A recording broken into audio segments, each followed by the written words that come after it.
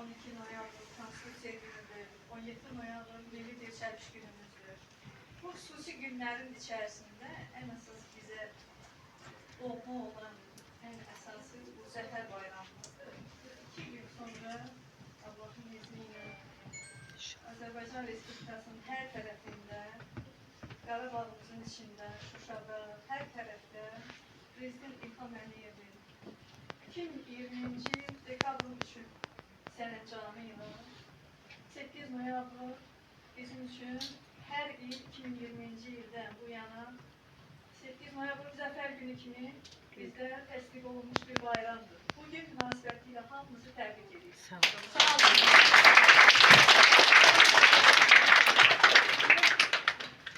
2020-ci ilin sentyabr 27-sindən noyabrın 10-una qədər, bizə qədər olan günümüz həm anım günüdür, həm qələbə günümüzdür.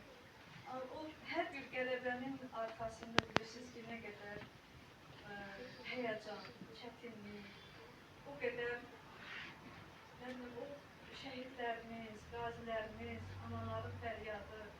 Yəni biz burada indi bunu alqışlayırıq. Bizim üçün qələbə gözəl bir şeydir. Əlbəttə ki, 2-ci Qarabağ müharibəsində biz Qarabağımızı yenidən geri qaytarmışıq, Şuşanı geri qaytarmışıq. Bizim üçün bu böyük bir zəfərdir. Amma bu zəfərin arxasında nə qədər çətinlik dayanır. Yəni o prezidentlər tutmuş, ən aşağı təbəqəyə qədər olan bütün insanların içərisində nə qədər həyəcan var idi ki, bugün şəhid gələcək, bugün hansı ananın elində çətinliyi olacaq. Yəni mənim yanımda məktəbdə də həmişə fikir verirdim ki, heç kim qırmızı geyinmir, hamı belə qarıya bürünür. Bilmirəm, fikir vermişsiniz yoxsa yox, bütün şəhid anaları bir-birini uçuydu. Elə bir ki, seçilirlər. Mən bütün şəhidlərimizə Allahdan rəhmət edirəm. Qazilərimizə can sağlığı, yüksəkliyi. Prezidentimizə təşəkkür edirəm ki, Qarabağımızı yenidən bizə qaytardı. Yəni bu çox çətin bir prosesdir, həqiqətən ağır. Abi biz insan bu tədbirin yaradılmasında, bu qələbənin əldə edilməsində siz nə qədər məşq eləmişsiniz, nə qədər çətinliklər, problemlər yaranır. Mən özüm o halda da olsam sizin zalda məşqlərinizi, hər bir çətinliklərinizi mən görürdüm. Mən sizə təşəkkür edirəm.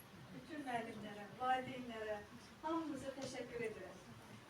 Bizdə Lamiyə müəllimə, bəstəkar, Lamiyə müəllimə, mən sizə təşəkkür edirəm.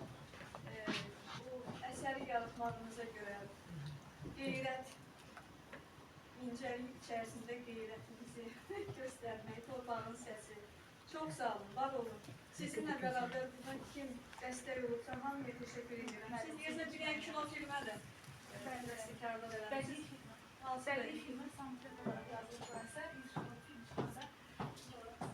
İnşallah, inşallah. Mən istəyirəm ki, o torpağın səsi əsərini siz daha bizə edilmişdir.